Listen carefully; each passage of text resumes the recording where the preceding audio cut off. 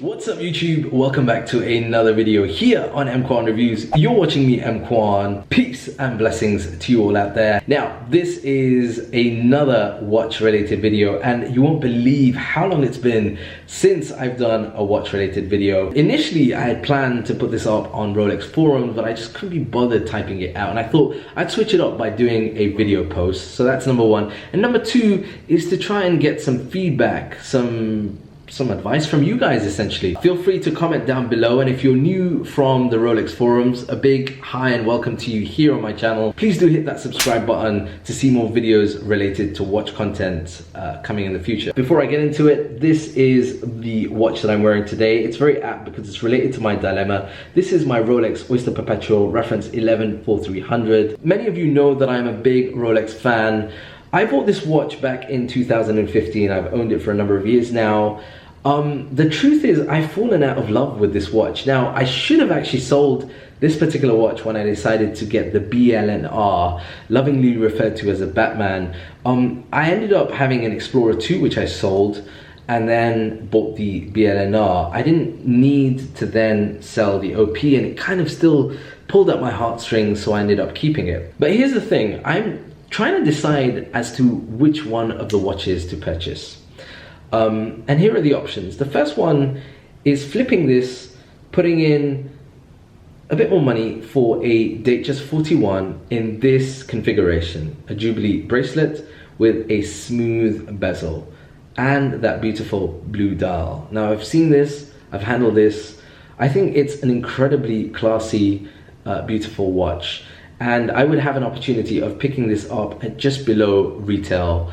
So it's a win-win situation for me there. I like the Datejust 41 because I think the Datejust 41 would be a great watch to fit into my current collection, my Rolex collection. I have one sports model, the BLNR, and then I will have one dressier watch in the Datejust 41. And I think that combination of the Jubilee and the smooth bezel for me is perfect. I wouldn't go with a fluted bezel because it bumps it up from a price perspective, which I don't think is worth it for me personally, but also it makes it a lot, it's just too flashy and too kind of dressy for my liking. There is a second watch, which is a possibility, and that is the incredibly popular, right now, Rolex Submariner Hulk, reference 116610 LV. Now this is a watch that I could possibly get at retail.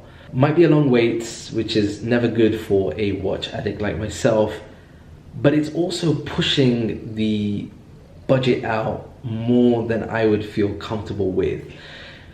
That's one factor. The second factor for me is the fact that if I purchase this Submariner Hulk, I can't justify buying another watch for a while.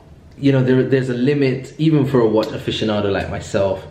I think I would either have to flip either the BLNR or the Hulk to justify that. I wouldn't want to add a third watch, a third Rolex watch within my current collection. Now I have a few other watches in my collection which I'm happy with. So the thing is, I have an option of getting a Hulk. It's really pushing the budget out.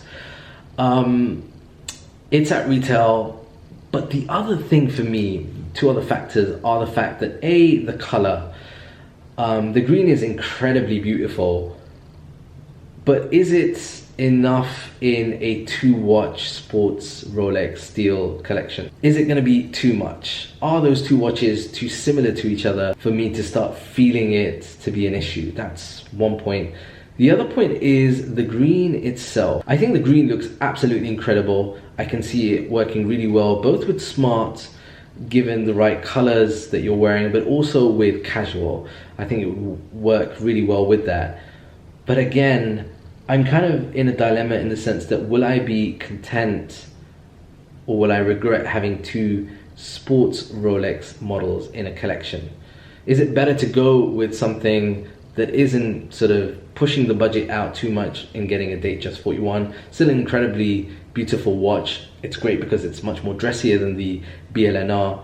Or is it better to go with the Hulk and the BLNR? I know right now they are incredibly hot, and as a duo they would be incredibly great together, but will I suddenly kind of regret that and feel like perhaps I need a dressier watch.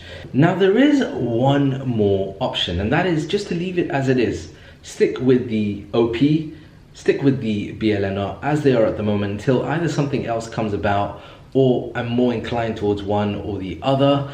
And yeah, just leave it as it is. Those are essentially the three options: Datejust 41, Hulk, or leave things as they are for now. I'd love to know your thoughts. I'd love to know what you guys think. Please do leave a comment down below. Also, if you'd like to see more watch related video, check out this playlist over here. All of my watch related content will be in that playlist for you guys to enjoy. Until next time, thank you very much for watching. I'm EMKWAN. I will see you in the next video here on EMKWAN Reviews. Peace and blessings.